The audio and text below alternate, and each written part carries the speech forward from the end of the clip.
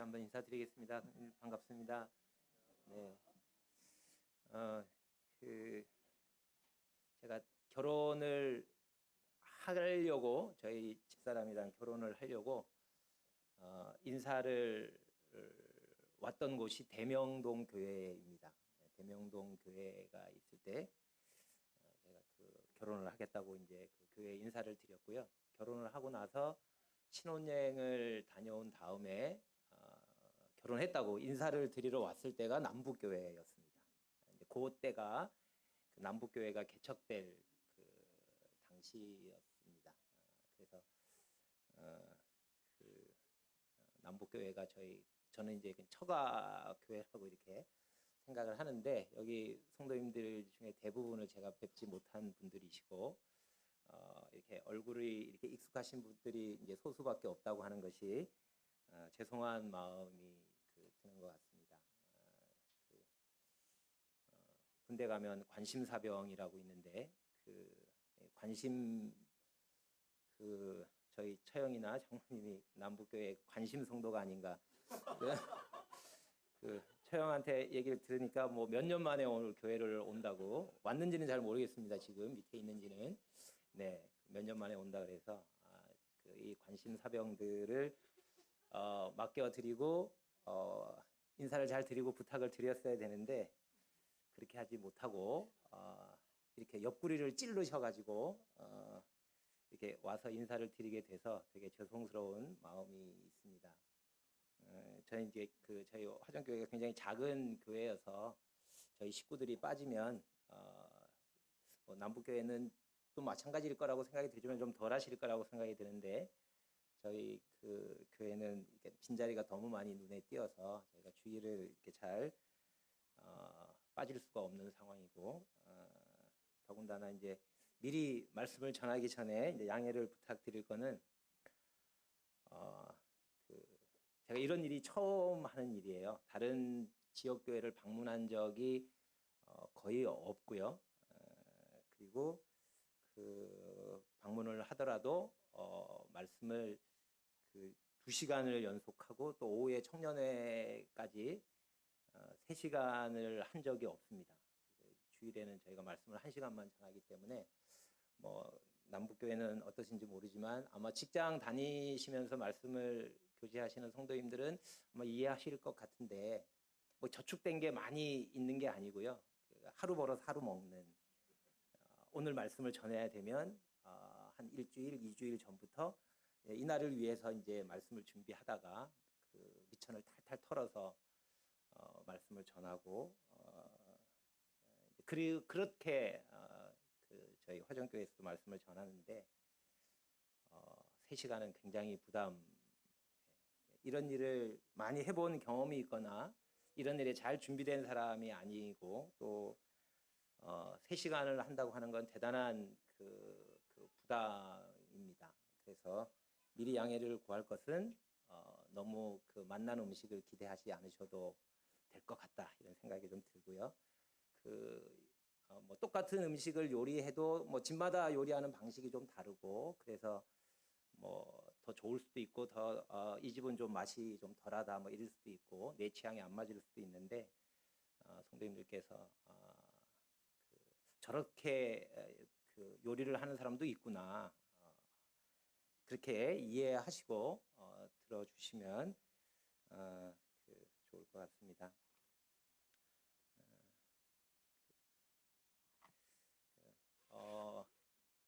저는 이제 말씀을 준비를 할 때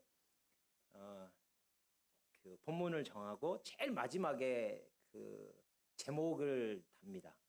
제일 마지막에. 그런데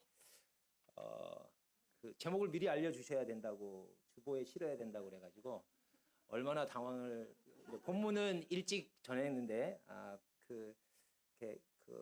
좀 방문하면 좋겠다고 하는 말씀을 전해 주셨을 때, 제가 빌립보서 말씀을 묵상하고 있어서 따로 무슨 말씀이나, 제가 뭐 남북교회 상황을 잘 아는 것도 아니고, 또 성도님들에게 무언가를 이렇게 뭐 제가 주님께서 저에게 주신 게 있어서 뭐 성도님들에게 나눠드리고 뭐 이럴 입장이 아니기 때문에, 그냥 제가 묵상하던 말씀을 또 주님이 제게 주신 말씀을 그 성도님들과 함께 나누는 그런 이제 마음으로 빌립보서를 말씀을 나누면 좋겠다라고 생각을 했는데, 빌립보서가 4장이나 있잖아요.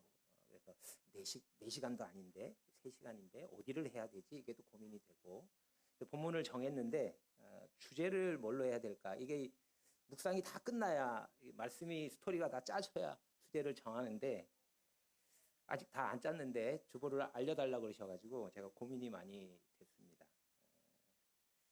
그래서 아마 제가 알려드린 제목과 오늘 주제가 좀 다를 수도 있어요. 저는 달라졌어요. 제 노트에는 이제 주제가 달라져 있는데 제 노트의 주제가 어떻게 되어 있는지 성도님들께서 오늘 말씀 나누는 걸 들어오시고 생각해 보시면 좋을 것 같습니다. 말씀은 일단 빌립보서 1장 12절로 30절, 본문이 좀 길지만 제가 빠르게 봉독해 드리도록 하겠습니다. 저는 그 개역 한글을 아직도 쓰고 있습니다. 형제들아, 나의 당한 일이 도리어 복음의 진보가 된 줄을 너희가 알기를 원하노라. 이러함으로 나의 매임이 그리스도 안에서 온 시위대안과 기타 모든 사람에게 나타났으니 형제 중 다수가 나의 매임을 인하여 주 안에서 신뢰함으로 겁 없이 하나님의 말씀을 더욱 담대히 말하게 되었느니라. 어떤 이들은 투기와 분쟁으로, 어떤 이들은 착한 뜻으로 그리스도를 전파하나니 이들은 내가 복음을 변명하기 위하여 세우심을 받은 줄 알고 사랑으로 하나 저들은 나의 매임에 괴로움을 더하게 할 줄로 생각하여 순전치 못하게 다툼으로 그리스도를 전파하느니라. 그러면 무엇이뇨? 외모로 하나 참으로 하나 무슨 방도로 하든지 전파되는 것은 그리스도니 이로써 내가 기뻐하고 또한 기뻐하리라. 이것이 너희 간구와 예수 그리스도의 성령의 도우심으로 내 구원에 이르게 할 줄 아는 고로 나의 간절한 기대와 소망을 따라 아무 일에든지 부끄럽지 아니하고 오직 전과 같이 이제도 온전히 담대하여 살든지 죽든지 내 몸에서 그리스도가 존귀히 되게 하려 하나니 이는 내게 사는 것이 그리스도니 죽는 것도 유익함이니라. 그러나 만일 육신으로 사는 이것이 내 일의 열매일진데 무엇을 가리려는지 나는 알지 못하노라. 내가 그 두 사이에 끼었으니 떠나서 그리스도와 함께 있을 욕망을 가진 이것이 더욱 좋으나 그러나 내가 육신에 거하는 것이 너희를 위하여 더 유익하리라. 내가 살 것과 너희 믿음의 진보와 기쁨을 위하여 너희 무리와 함께 거할 이것을 확실히 아노니 내가 다시 너희와 같이 있으므로 그리스도 예수 안에서 너희 자랑이 나를 인하여 풍성하게 하려 함이라. 오직 너희는 그리스도 복음에 합당하게 생활하라. 이는 내가 너희를 가보나 떠나 있으나 너희가 일심으로 서서 한 뜻으로 복음의 신앙을 위하여 협력하는 것과 아무 일에든지 대적하는 자를 인하여 두려워하지 아니하는 이 일을 듣고자 함이라. 이것이 저희에게는 멸망의 빈거요 너희에게는 구원의 빈거니 이는 하나님께로부터 난 것이니라. 그리스도를 위하여 너희에게 은혜를 주신 것은 다만 그를 믿을 뿐 아니라 또한 그를 위하여 고난도 받게 하심이라. 너희에게도 같은 싸움이 있으니 너희가 내 안에서 본 바요 이제도 내 안에서 듣는 바니라. 사도 바울의 이 편지를 아마 에바브로 디도가 가지고 갔을 것 같아요. 빌립보 교회에. 그리고 가서 아마 이 편지를 낭독했을 텐데 이 편지를 처음 들었던 빌립보 성도님들은 사도 바울이 무슨 얘기를 하고 있는지를 알아차렸을까요? 저희가 지금 읽었는데 성도님들께서는 이걸 읽으시면서 아, 사도 바울이 지금 이걸 말하고 있구나 라고 오시는 게 있으신가요? 사도 바울이 지금 여러 구절을 말을 했는데 이 말도 하고 저 말도 하고 이 말도 하고 여러 말을 했는데 우리한테 무슨 말을 하고 있는지를 알아차렸을까? 그 시대의 그 성도님들이 오늘날 우리보다 교육을 더 많이 받거나 성경 말씀을 더 많이 들었을 것 같지는 않습니다. 우리와는 좀 차이가 있겠지만 그렇다고 해서 우리보다 훨씬 더 불리한 환경에 놓여 있지 않았다라고 생각이 듭니다. 사도 바울이 전한 이 편지를 들을 때 집중력이 어땠을까? 지금 혹시 기억하시나요? 읽으신 말씀이 물론 평상시에 많이 읽으셨기 때문에 내용을 파악하시겠지만 지금 우리가 이 말씀을 읽을 때 듣는 그 집중력과 그 당시의 성도들이 이 편지가 처음 읽혀졌을 때 그 듣는 집중력은 상당히 많이 달랐을 거다. 그런 집중력이 참 부러운 것 같아요. 오늘날 우리가 많이 배우고 또 많은 지식을 가지고 있고 빌립보 성도들에게는 에베소서가 없었을 수도 있어요. 빌립보 성도들에게는 로마서가 없었을 수도 있습니다. 빌립보 성도들에게는 마태복음이 없었을 수도 있어요.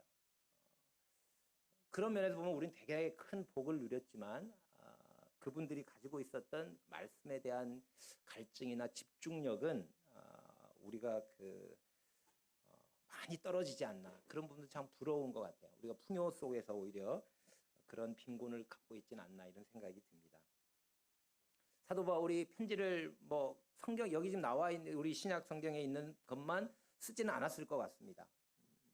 고린도 전서에 보면 기록 남아있지 않은 사도 바울이 쓴 편지들이 또 있다는 걸 알 수가 있는데 하나님께서는 사도 바울이 쓴 여러 가지 글 중에서 몇 개를 선발해가지고 딱 택하셔가지고 물론 그 글을 쓸 때마다 하나님께서 감동해 주셔서 썼을 텐데 그 중에서도 하나님께서 몇 개를 선정하셔서 성경으로 만드시고 그거를 오늘날 우리들에게까지 이제 전해 주셨는데 왜 그렇게 하셨을까? 이 빌립보서는 빌립보 성도들에게 보낸 편지인데 하나님께서 그 당시에 빌립보 성도들뿐만 아니라 그 이후에 사는 그리스도인들 오늘날 우리에게까지 이 말씀이 필요할 거라고 생각하신 거죠. 사도 바울이 쓴 여러 글이 있지만 그 모든 거를 다 이렇게 성경으로 묶지 않으시고요. 몇 개를 선발하셨는데 그것은 아마도 후대에 주님을 믿게 될 우리들을 위한 하나님의 특별한 배려라고 생각이 듭니다. 그래서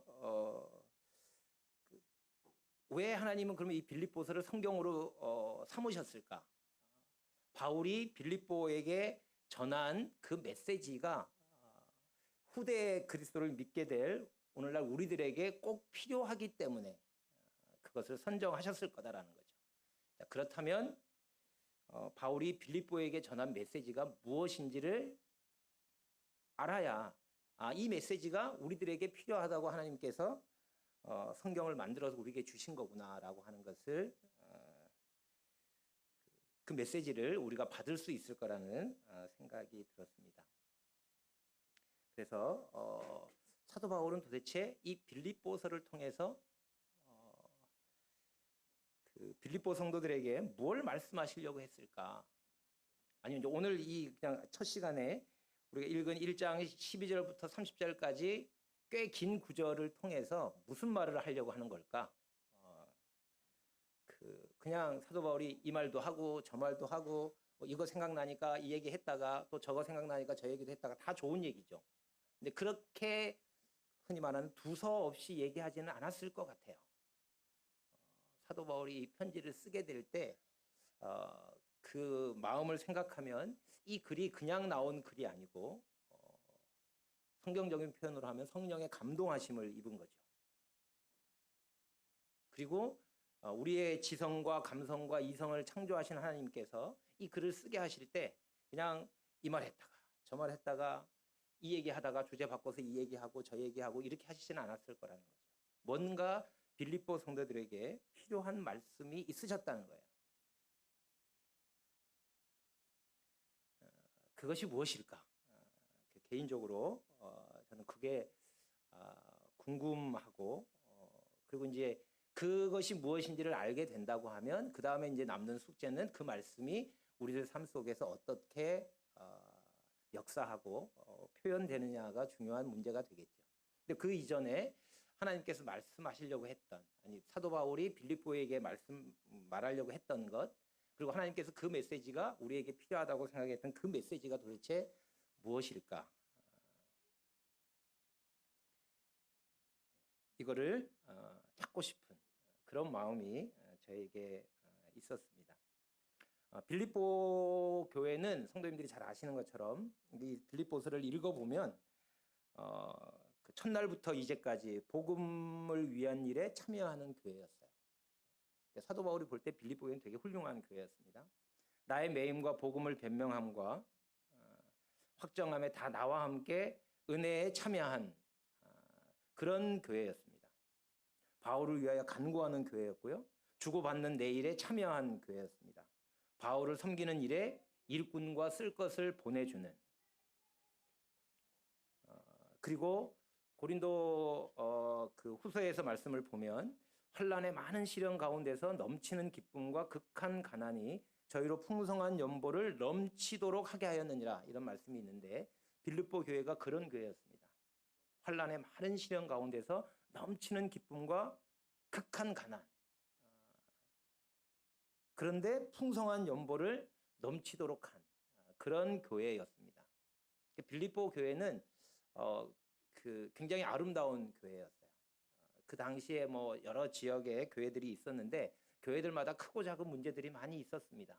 근데 빌립보 교회는 그렇게 심각할 만한 문제가 있는 교회는 아니었던 것으로 보입니다. 물론 문제가 있었죠. 그래서 사도 바울이 이 빌립보서를 통해서 그 문제를 다루고 있는데 그렇게 심각한 뭐 이렇게 그 교리적으로 막 문제가 있거나 그런 것은 아니었던 것 같습니다. 그래서 이제 빌립보서를 뭐 쓴 까닭을 표면적으로 보면 그 에바브로디도를 통해서 빌립보 성도들이 사도 바울에 쓸 것을 보내줬습니다. 그래서 그것에 대한 감사 편지이고요. 그 다음에 그 문안이 되게 중요한 그 사역인 것 같습니다. 그래서 사도 바울이 바울과 또 함께 있는 형제들 그리고 모든 성도들, 특별히 가이사의 집에 있는 사람 중 몇 사람들이 빌립보 교회에 문안한다고 하는 그 바울이 쓴 편지에 마부제가 보면 문안에 대한 내용들이 많이 들어있는데 굉장히 중요한, 제가 아침에 여기 와서 제일 앞에 앉아 있는데 시간이 지나니까 막 웅성웅성 소리가 들리더라고요. 성도님들이 이제 오시는 거예요. 시간이 되니까 주님 앞에 예배드리기 위해서 모이시는데 그 소리를 듣는 것만으로도 크게 감동이 됐습니다. 아마 이 성도들의 문안이 그 당시에는 아마 그런 효과를 가져왔을 거라고 생각이 듭니다. 그리고 디모데와 에바브로디도를 그 빌립보 교회에 에바브로디도는 이제 바로 이 편지를 가지고 보냈고요. 디모데도 보낼 예정이 있었기 때문에 이 디모데와 에바브로디도를 첨가하는 그런 그 내용도 이 빌립보서를 쓴 까닭 중에 하나라고 생각이 듭니다. 그리고 이제 그렇게 하면서 빌립보 교회에게 필요한 말씀을 전하셨어요. 그게 어떤 내용일까? 그 흔히들 이제 빌립보서를 기쁨의 서신이라고 이야기를 합니다. 주제가 기쁨이라고 그러는데 빌립보서를 읽으시면서 이게 이 주제가 기쁨이구나. 이걸 발견하실 수 있으시면 좋을 것 같아요. 기쁨이란 말이 많이 나온다. 많이 나오는 것 같습니다. 찾아보니까. 그래서 하여튼 기쁨이라고 얘기를 하는데 빌립보 교회에 기쁨이 필요했다 이런 생각이 듭니다. 빌립보 교회에 큰 문제가 없고 그 바울의 선교사에게도 굉장히 동참하는 그런 선교적인 교회였고 성도들끼리도 서로 사랑하고 서로 염려하고 이런 아름다운 교회의 모습이었는데 그들에게 기쁨이 필요했다. 아마 기쁨을 잃은 것이 아닌가. 오늘날 이제 저의 삶을 보면서도 뭐 삶에 크게 문제는 없지만 기쁨을 잃고 있지는 않은가 이런 생각을 해보게 됩니다. 그래서 뭐 건강한 교회일지라도 어떤 면에서 건강한 교회일지라도 기쁨을 잃을 수 있는데 빌립보 교회가 그런 교회가 아니었나. 그래서 기쁨을 회복하라고 말씀을 하신 것일까 이런 생각을 해보게 됩니다.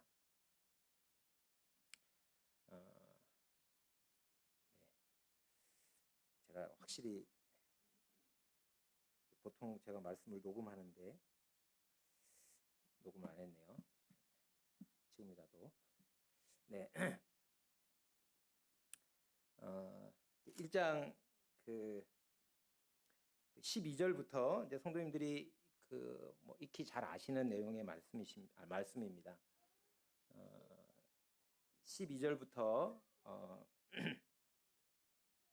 18절까지 말씀을 보면 12절에 형제들아 나의 당한 일이 도리어 복음의 진보가 된 줄을 너희가 알기를 원하노라. 사도 바울이 매여 있습니다. 로마의 감옥에 우리가 생각하는 그런 감옥은 아니었던 것 같아요. 우리가 생각하는 교도소는 아니었던 것 같고 사도행전을 보면 이제 셋집에 구금이 되어 있는 거죠. 그 시위대들이 지키고 있고 그 속에 구금이 되어 있는데 자유롭지 못했습니다. 그런데 그걸로 인해서 복음의 진보가 나타났다. 그 내용이 뭐냐면 13절에 나의 매임이 그리스도 안에서 온 시위대 안과 기타 모든 사람에게 나타났다.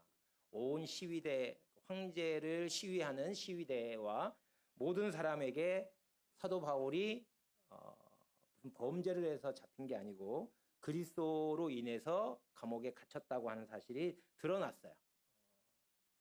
조금 더 뭐 해석을 붙이자면 그렇게 해서 복음이 증거되고 그래서 어떤 사람들이 구원받는 일이 생겼습니다. 그래서 빌립보서 마지막에 보면 가이사의 집에 있는 몇 사람이 너에게 문안한다는 걸로 봐서 가이사의 그 가까이에 있는 로마 황제의 가까이에 있는 사람들 중에 구원받는 사람들이 생긴 것 같습니다.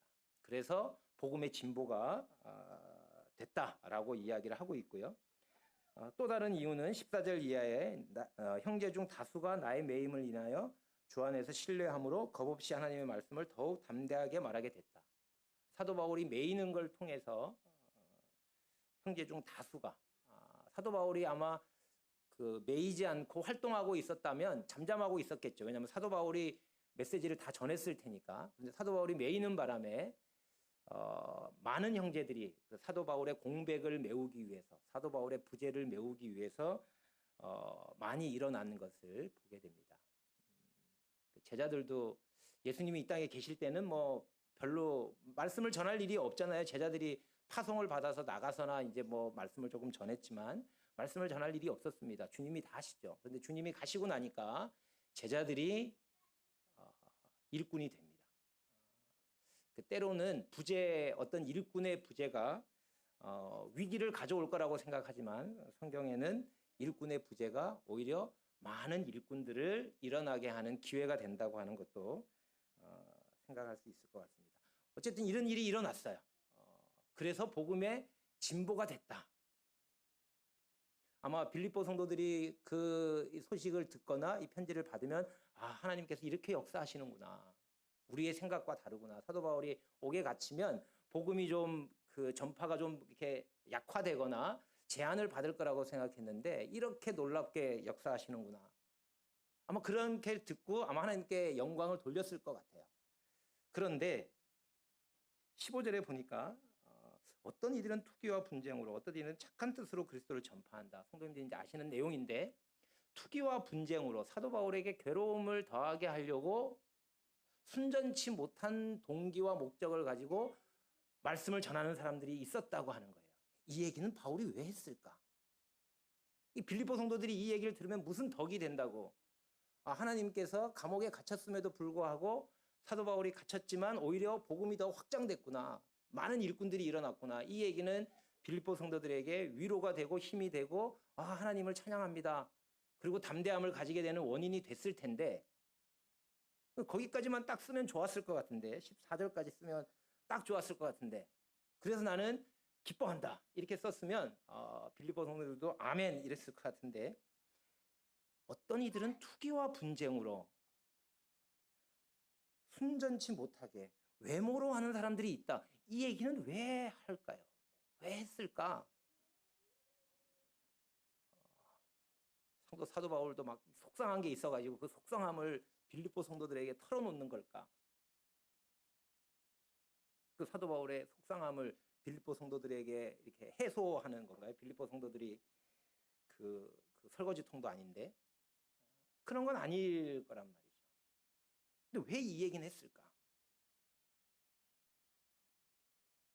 그리고는 이제 18절에 그러면 무엇이뇨? 외모로 하나 참으로 하나 무슨 방도로 하든지 전파되는 것은 그리스도니 이로써 내가 기뻐하고 또한 기뻐하리라.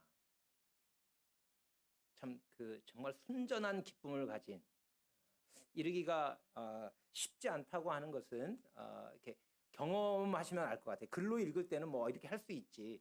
그래 이렇게 하나 저렇게 하나 외모로 하나 참으로 하나 전파되는 것은 그리스도니까 내가 기뻐하고 기뻐한다. 말로는 글로는 이렇게 이해가 되는데 실제가 되면 사실 이렇게 기뻐하기가 쉽지 않습니다.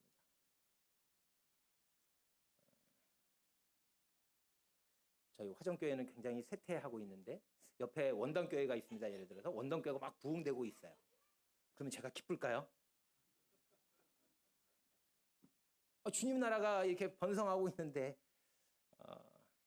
우리는 쇠퇴하지만 계속해서 하나님을 믿는 사람들이 늘어나면 늘어났지 줄어들지는 않잖아요. 계속해서 하나님 나라가 확장되고 있습니다.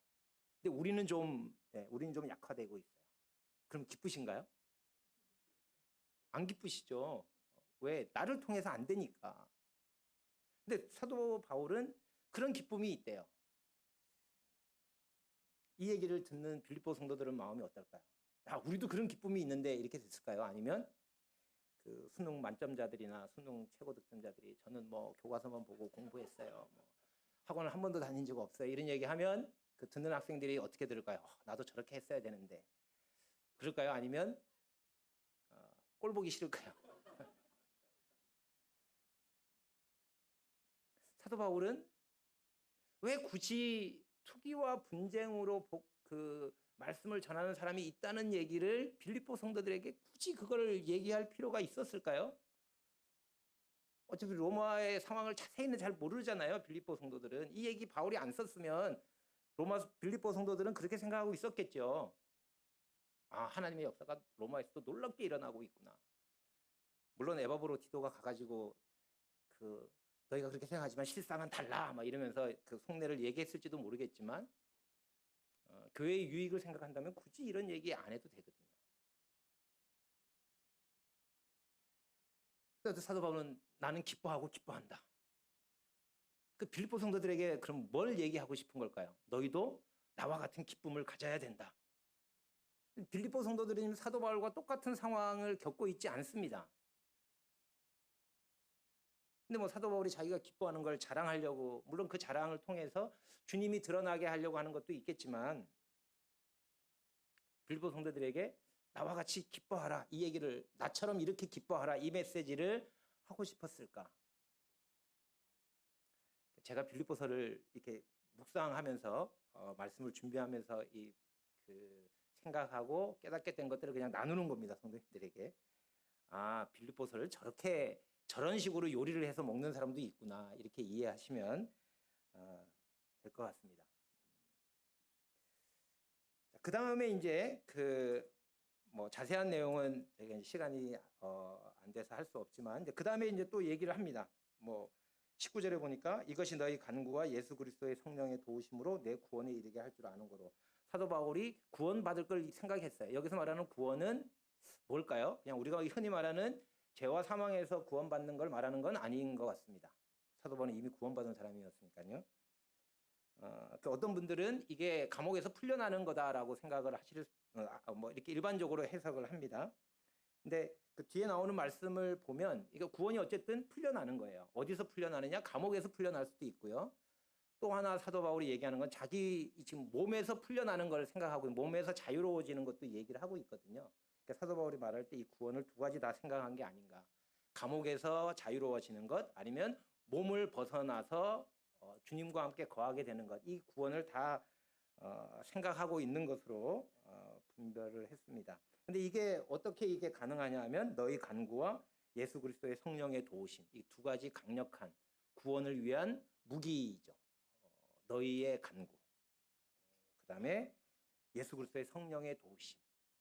우리의 영적인 구원도 그렇고 우리의 삶에서 일어나는 많은 문제들 속에서 우리가 건짐을 받는 이 일들은 이 두 가지 방법을 통해서 우리에게 이루어지게 됩니다. 너희의 간구와 예수 그리스도의 성령의 도우심. 멀리 떨어져 있다고, 한 번도 본 적이 없다고, 내가 그분을 위해서 기도하는 게 무슨 힘이 있을까라고 생각하지만 이 말씀을 보면 그렇지 않다고 하는 것을 알 수 있습니다.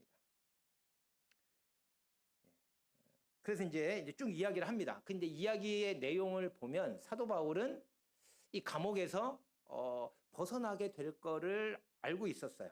생각했던 것 같습니다. 25절을 보면 내가 살 것과 너희 믿음의 진보와 기쁨을 위하여 너희 무리와 함께 거할 이것을 확실히 안다. 그러니까 사도 바울은 지금 재판을 앞두고 있지만 이 재판의 결과로 사형 선고를 받고 죽을 거라고 하는 생각을 하고 있지는 않는 것 같습니다. 지금은 적어도 아닌 것 같아요. 나중에는 그렇게 됐겠지만 이 시점, 빌립보서를 쓸 시점에는 풀려날 것에 대한 확신이 있었던 것 같습니다.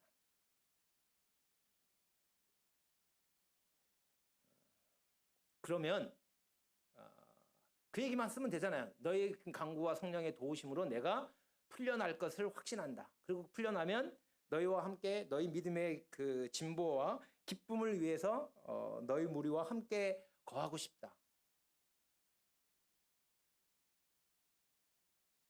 그렇게 해서 내 몸에 그리스도가 종기케 되기를 원한다. 이러면 빌립보 성도들이 볼 때도 얼마나 빌립보 성도들 사도 바울을 위해서 기도하고 있었거든요. 뭘 기도했냐면 사도 바울이 풀려나기를. 그런데 사도 바울이 너희가 나를 위해서 기도해 주는 것이 너무나 감사하고 성령의 도우심으로 내가 풀려날 걸 확신하고 있다. 그럼 내가 풀려나면 너희 믿음의 진보와 기쁨을 위해서 너희와 함께 할 거다.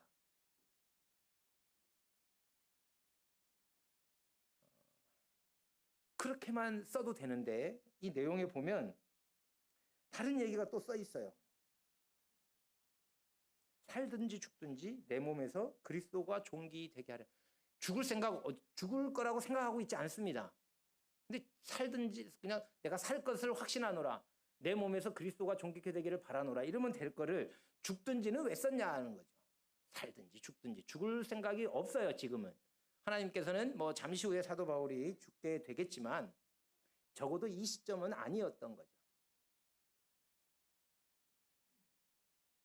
이는 내게 사는 것이 그리스도니 죽는 것도 유익합니다. 이게 보통 사람이 할 수 있는 얘기가 아닙니다. 뭐 성도님들도 이제 기도하시겠지만 모임에 그 사역하시거나 또 사역하시는 분들의 뭐 자매님이나 이런 분들이 많은 그 중환병으로 기도 제목들이 올라옵니다. 최근에 받은 건 이제 여기 경북에 있는 우리 박성수 형제님 자매님께서 신장암 3기 내일 수술을 받으신다고 합니다. 그것도 오늘 보니까 원래는 그렇게 할 수 없었는데 서울대 병원에서 그 원래는 뭐 4월 이후에나 가능하다고 얘기했는데 내일 수술을 받으신다고 하는 기도 제목이 올라왔는데 낫게 해달라고 기도하잖아요, 다들. 기도 제목 올라오는데 죽어도 좋습니다. 살든지 죽든지 내 몸에서 그리스도가 존귀케 되기를 원하고 내게 사는 것은 그리스도니 죽는 것도 유익함이라 이렇게 기도 제목이 올라오지 않습니다. 죽고 사는 것은 하나님의 뜻에 달려있지만 마땅히 성도들은 당연히 그분들의 병 낫기를 위해서 기도하라고 하신 말씀에 순종해서 기도하는 게 필요하죠. 그런데 유별나게 사도 바울은 살든지 죽든지 죽는 것도 유익함이라 죽을 걸 기대하거나 죽을 게 눈에 보이는 상황이 아니에요. 그럼에도 불구하고 죽는 것도 유익하다. 이 고백이 정말 보통 고백이 아닙니다. 근데 굳이 이렇게 고백했어야 하나? 이 고백을 통해서 빌립보 성도들에게 뭐를 말하고 싶었던 건가? 너희도 그렇게 살든지 죽든지 그리스도가 내 몸에서 존귀하게 되기를 바라고 내게 사는 것이 그리스도니 죽는 것도 유익하다. 이게 사도 바울이나 되니까 이런 고백을 하는 거지. 빌립보 성도들도 이 고백을 할 수 있었을까요? 그럼 사도 바울이 너희도 이 고백을 해야 된다. 그러면 우리가 우리도 그런 고백을 해야 되는구나. 빌립보 성도들이 그렇게 받을 수 있겠죠. 그렇지만 그렇게 할 수 있느냐 하는 거죠. 아무나 이런 고백을 할 수는 없을 것 같아요. 우리가 말로 할 수 있지만 말로 한다 그래서 우리가 실제로 다 그런 믿음을 가지고 있다고 말할 수 없잖아요. 굳이 그냥 살 거를 생각하고 있으면서 사는 것에 대한 주님이 나를 여러분들의 기도와 성령의 도우심으로 내가 살 것을 확실히 알고 있다. 내가 살게 되면 감옥에서 나온 것으로 기뻐하는 게 아니고 너희 믿음의 진보와 기쁨을 위해서 너희와 함께 할 수 있다고 하는 것, 이것이 나에게는 기쁨이다. 내 몸에서 그리스도가 존귀케 되기를 원한다. 이렇게 얘기하면 될 거를 굳이 죽든지 살든지 죽든지는 왜 얘기를 하셨을까?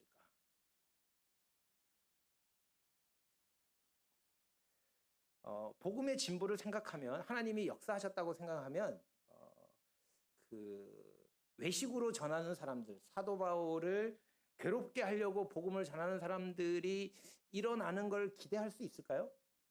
그런 거는 하나님이 하셨다고 말하기 어렵잖아요. 참으로 하나 외모로, 그냥 참으로만 하면 좋잖아요. 근데 실제는 어떠냐 하면 외모로 하는 일도 일어난다고 하는 거죠. 사는 일만 있으면 좋잖아요. 주님이 우리 몸에서 존귀함을 받으시려면 우리가 감옥에 있다가 죽는 것으로 뭔가 우리 몸에서 존귀하게 되겠냐고요. 제가 다른 분은 공개된 글이니까 얼마 전에 소복주 형제님의 자매님이 지난주에 소천을 하셨습니다. 소복주 형제님께서 원망을 참 많이 하셨다. 아니 성도가 죽는 거는 이해할 수 있지만 성도가 죽을 때 좀 고통이 좀 덜해야 간증이 되고 그걸 통해서 주님의 영광이 나타날 건데 너무너무 고통스러워하셨다. 진실한 고백이라고 생각이 듭니다.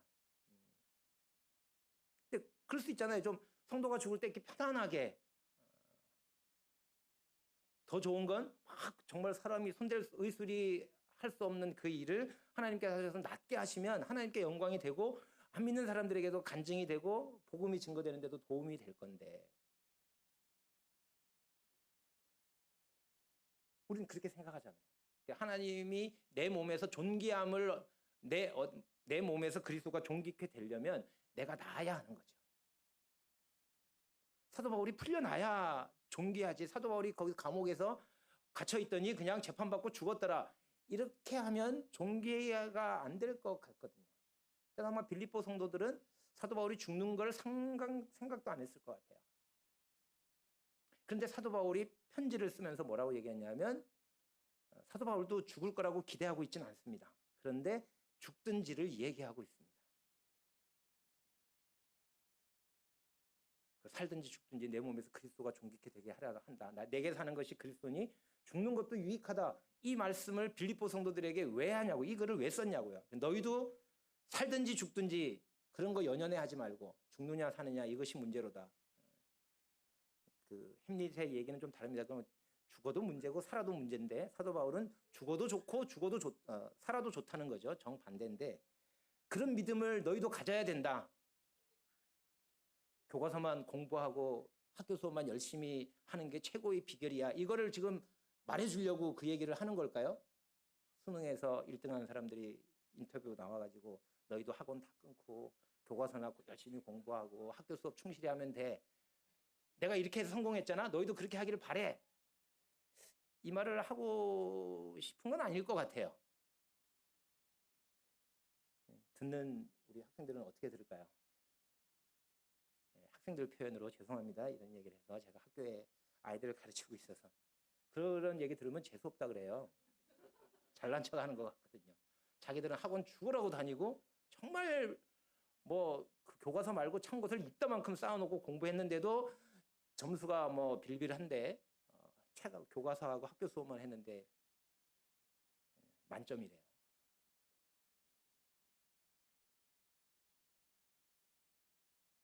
사도 바울은 빌립보 성도들에게 뭘 말하고 싶었을까요? 그 다음에 얘기는 17절에 보니까 오직 너희는 그리스도 복음에 합당하게 생활하라. 생활하라라고 하는 요즘 난회주에 보면 시민 노릇하라 이렇게. 빌립보는 로마의 식민지입니다. 로마의 태역 군인들이 많이 살았다 그래요. 그러니까 식민지인데 거기 사는 사람들 로마 시민이 많은 거예요. 거기는 로마가 아니거든요. 로마의 황제가 있는 로마가 아닙니다. 그렇지만 거기는 로마 시민권을 가진 사람들이 마치 로마에 사는 사람들처럼 그렇게 시민답게 로마 시민이라고 하는 걸 자랑스러워하고 로마에 있는 사람들이 가지고 있는 그런 당당함이나 그런 생활 풍습과 문화를 그대로 유지하고 있었습니다.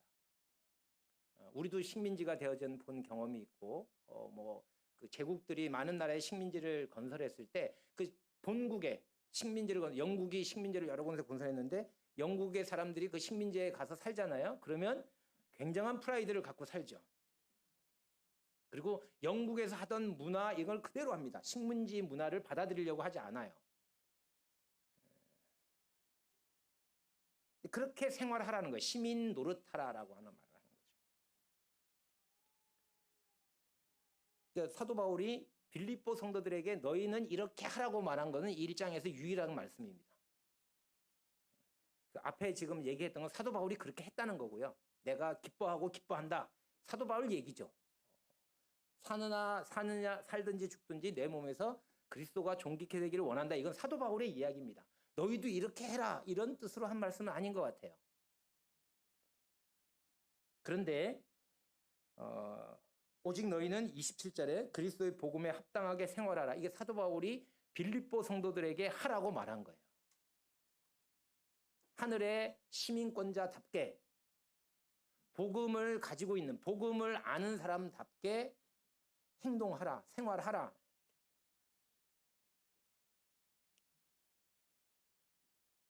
그럼 복음에 합당하게 생활하는 게 뭔가 그 27절, 28절에 나옵니다. 두 가지를 얘기했는데 이는 내가 너희를 가보나 떠나 있으나 너희가 일심으로 서서 한 뜻으로 복음의 신앙을 위하여 협력하는 것과 아무 일에든지 대적하는 자를 인하여 두려워하지 아니하는 이 일을 듣고자 함이라.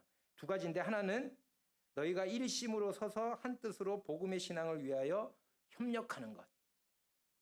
또 하나는 아무 일에든지 대적하는 자를 인하여 두려워하지 아니하는 이 일을 듣고자 하는. 그러니까 이렇게 살기를 바라는 거죠. 그런데 그 앞에 어떤 표현이 있냐 하면 27절에 오직 너희는 그리스도 복음에 합당하게 생활하라.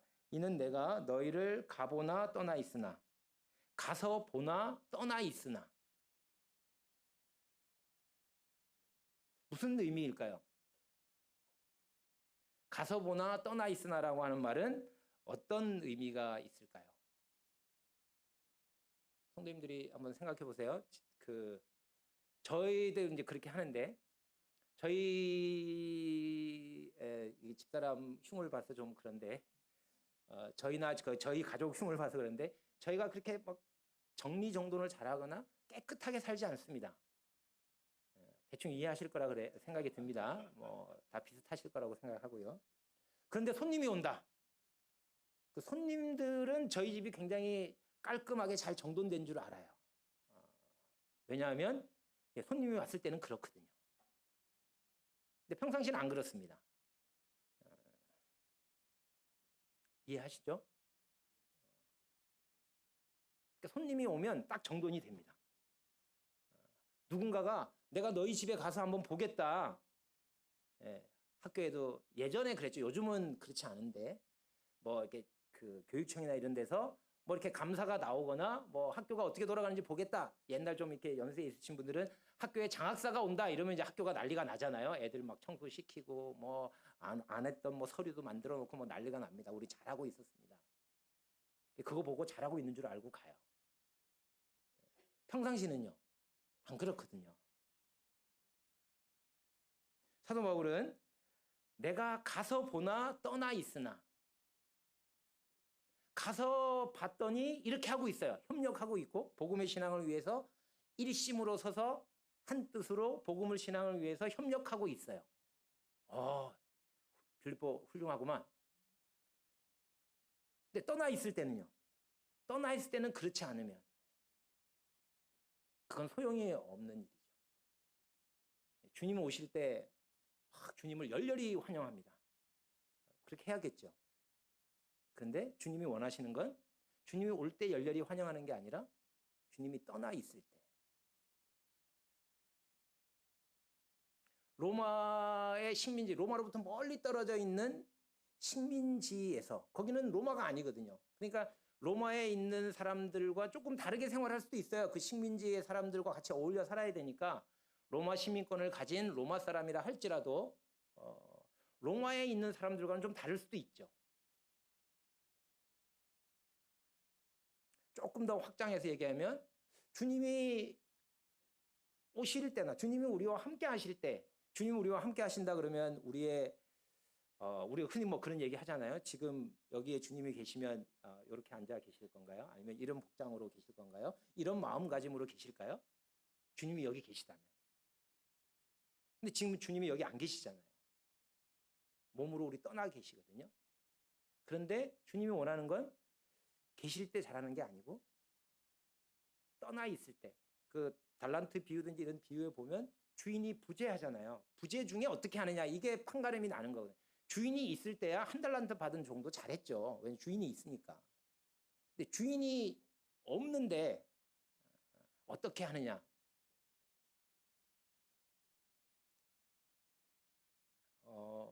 빌립보 성도들은 이렇게 생각할 수 있었어요.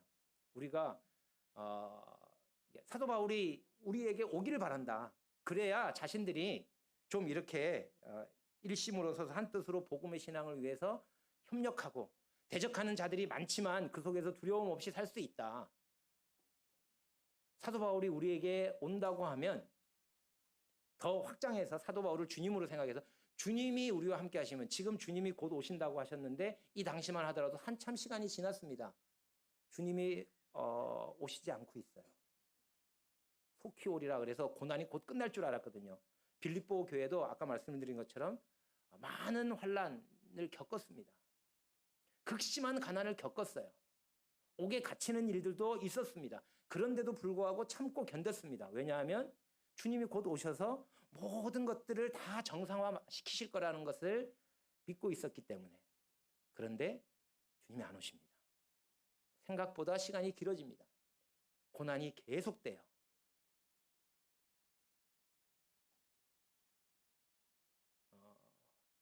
잠시 고난은 견딜 수 있었어요.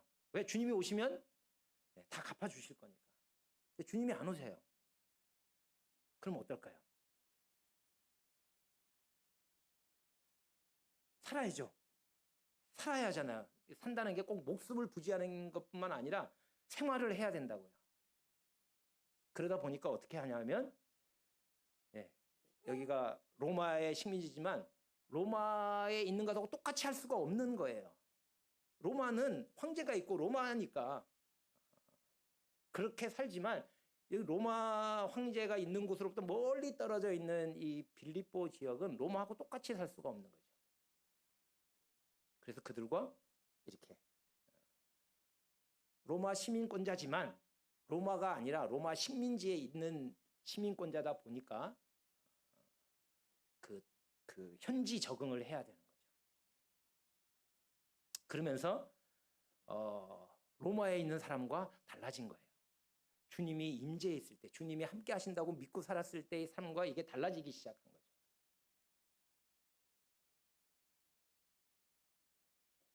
사도 바울은 내가 가서 보거나 떠나 있거나 이게 중요한 게 아니다.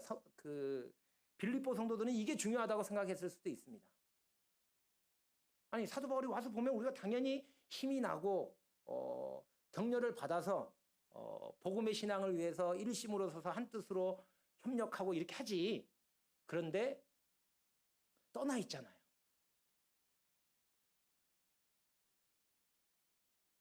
그러면서 이 대열이 일심으로 서서 한 뜻으로 복음의 신앙을 위해서 협력하는 이 체제가 무너지기 시작했습니다. 로마 군대의 그 특징이 그거라 그러잖아요. 대형을 무슨 대형 뭐 그럼 딱 갖추고, 무슨 대형 이러면 딱 갖추고, 그 대형을 못 깨는 거죠. 근데 뭐 로마가 아닌, 로마의 시위대가 아닌 로마에서 멀리 떨어진 그런 지역에서 이 로마가 자랑하는 이 대열들이 흔들리기 시작했다는 거예요. 왜? 황제가 그곳에 없으니까.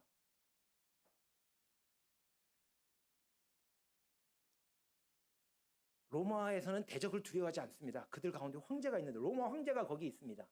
로마의 막강한 군대가 그들과 함께하고 있습니다. 정예 시위대가 로마를 장악하고 있어요. 그곳에서는 대적을 두려워하는 게 없습니다. 근데 저 로마에서 떨어져 있는 식민지긴 해요. 로마의 식민지긴 하지만 저 멀리 떨어진 변방에서는 그 주변에 있는 사람들, 그 대적들로 인해서 두려움이 생깁니다. 황제가 여기 있다면 우리는 그럴 리가 없지. 근데 황제가 없잖아. 그러니까 우리는 우리 나름대로 뭔가 이게 해야 되는 거죠. 그래서 달라지기 시작했습니다. 사도 바울이 빌립보서를 왜 써야 했을까? 빌립보서를 써서 말하려고 하는 게 무엇이었을까? 복음의 신앙을 일심으로 서서 한 뜻으로 복음의 신앙을 위해서 협력하는 것, 그리고 대적하는 자들을 인하여 두려워하지 않는 것, 두려워하지 말라. 이걸 쓰고 싶었을까요? 빌립보 교회가 이런 교회가 아니었나요? 빌립보 교회 이런 교회였습니다. 일심으로 서서 한 뜻으로 복음을 신앙을 위해서 협력하는 교회였어요. 사도 바울이 말하는 것처럼 첫날부터 이제까지 복음을 위해서 일한 교회였습니다. 아무도 사도 바울을 지금 이렇게 돕는 교회가 그렇게 많지 않았어요. 근데 빌립보 교회는 처음부터 지금까지 계속 그렇게 하고 있습니다. 사도 바울만 그렇게 한 게 아니라 예루살렘 교회를 돕기 위해서 극심한 환난 가운데서 극한 가난 가운데서도 풍성한 연보를 했던 교회였습니다.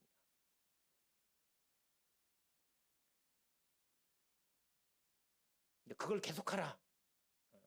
이 메시지를 하고 싶었을까? 그걸 수도 있습니다.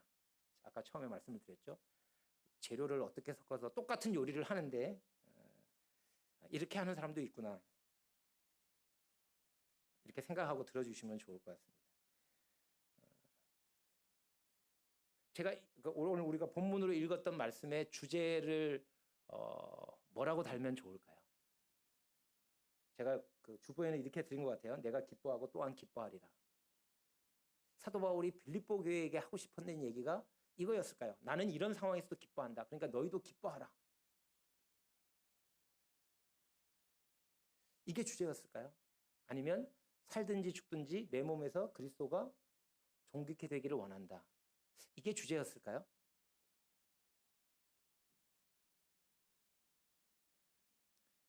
저는 주제를 뭘로 잡았냐면 성도님들은 주제를 어떻게 잡으셨을지 모르겠네요. 저는 주제를 뭐로 잡았냐면 가서 보든지 떠나 있든지. 사도 바울이 빌립보 성도들에게 지금 꼭 짚어서 해주고 싶었던 얘기는 물론 복음의 신앙을 위해서 협력하는 것, 그 다음에 대적을 인하여 두려워하지 않는 것, 이 얘기가 필요한 일이고 꼭 그렇게 해야 되는 거죠. 빌립보 성도들이 그렇게 살아야 합니다. 그런데 빌립보서를 쓸 때 사도 바울의 방점은 어디에 있었느냐?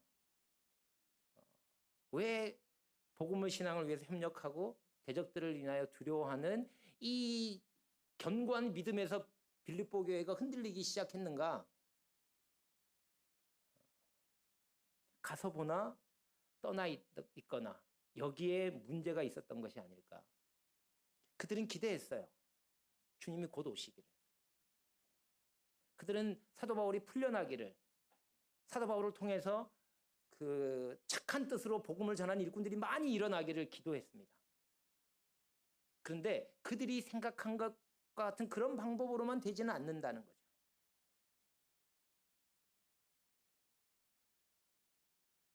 중요한 건 뭐죠? 참으로 하나? 외모로 하나? 참으로 하는 게 주님의 역사라고 기대하고 있었지만 중요한 건 참으로 하는지 외모로 하는지가 아니라 그리스도가 전파된다고 하는 게 핵심인 거죠. 빌립보 성도들은 사도 바울이 살기를 바랬습니다. 그게 주님이 존귀하게 되는 거라고 생각했어요. 그러나 사느냐 죽느냐가 중요한 게 아니라 주님이 존귀하게 되는 게 중요한 거예요. 그들은 사도 바울이 와서 보기를 바랬어요. 자기들과 함께 해주기를 바랬습니다. 그러면 이 위기를 이겨낼 수 있을 줄 알았어요. 근데 사도 바울이 함께 한다고 위기를 이겨낼 수 있고 사도 바울이 함께 하지 못해서 이 위기를 이겨낼 수 없다면 그건 문제가 있는 신앙인 거죠. 사도 바울이 진짜로 원하는 것은 내가 가서 보든지 떠나 있든지 주님이 오셔서 너희들과 주님이 재림하시든지 재림하시지 않든지 곧 오시든지 한참 있다 오시든지 그게 중요한 게 아니라 너희가 이렇게 하는 게 중요한 거다. 이 믿음의 대열, 복음의 신앙을 위해서 협력하는 것과 대적을 인하여 두려워하지 않는 이 믿음을 지키는 것이 중요한 거다. 이게 사도 바울이 빌립보서를 쓰면서 빌립보 성도들에게 성도들에게 꼭 짚어주고 싶었던 것이 아니었을까?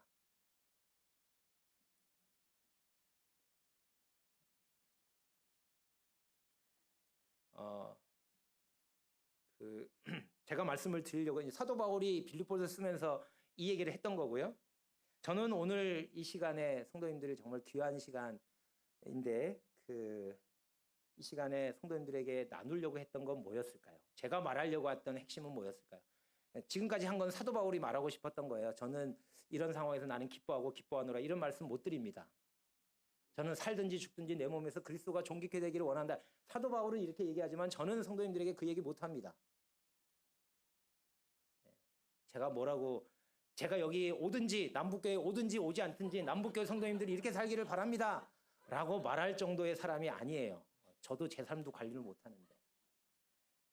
그럼 저는 무슨 얘기를 하고 싶어서 이 얘기를 지금 했을까요?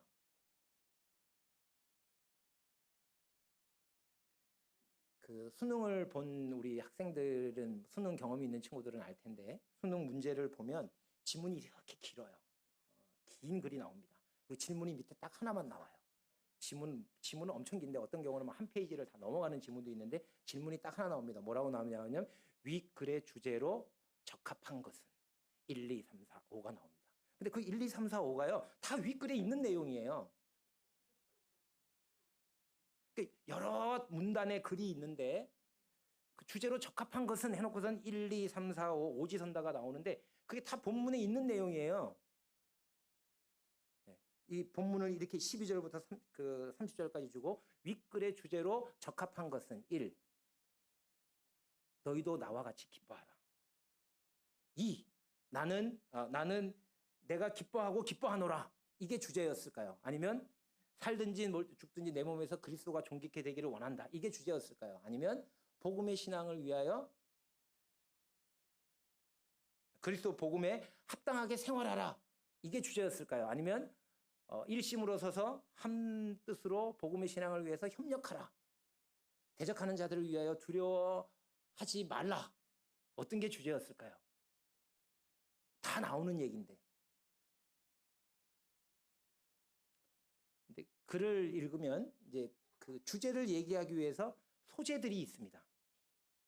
소재의 내용들이 있어요. 저는 이 빌립보서를 보면서 앞에 12절부터 18절까지 했던 얘기, 이거 소재라고 생각합니다. 사도 바울이 자기 얘기를 한 거예요. 소재에서 말하고 싶었던 건 뭐였을까요? 참으로 하나, 외모로 하나. 그 다음에 19절부터 26절까지 또 소재입니다. 자기 얘기를 소재로 썼어요. 살든지 죽든지 내 몸에서 그리스도가 존귀케 되기를. 그럼 지금 사도 바울은 자기 얘기를 하려고 하는 게 아니라 물론 자기 얘기를 통해서 빌립보 성도들에게 무언가를 말하려고 하는 거잖아요. 그럼 빌립보 성도들에게는 무슨 얘기를 하려고 했을까요? 가보나 내가 가서 보나 떠나 있으나.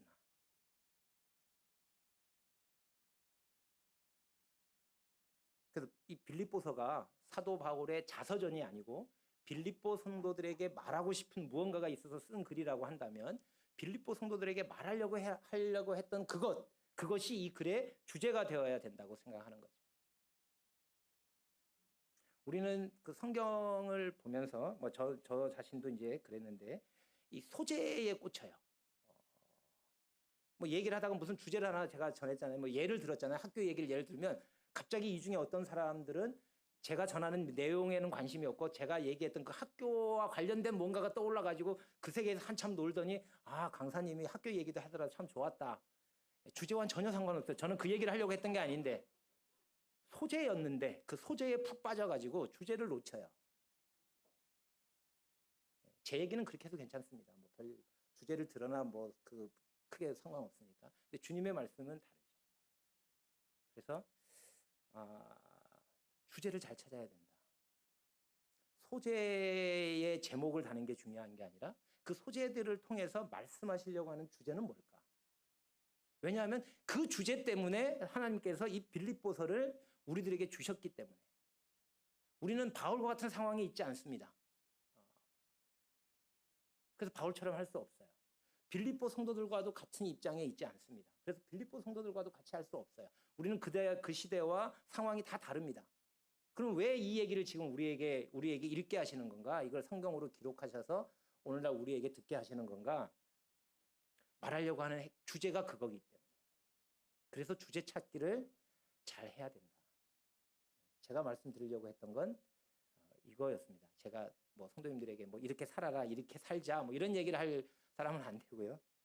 저는 성경을 볼 때 주제 찾기에 집중을 합니다. 무엇이 주제일까? 그리고 빌립보 성도들도 그랬을 것 같은데 오늘날 우리는 뭐 참고 서적도 많고 많지만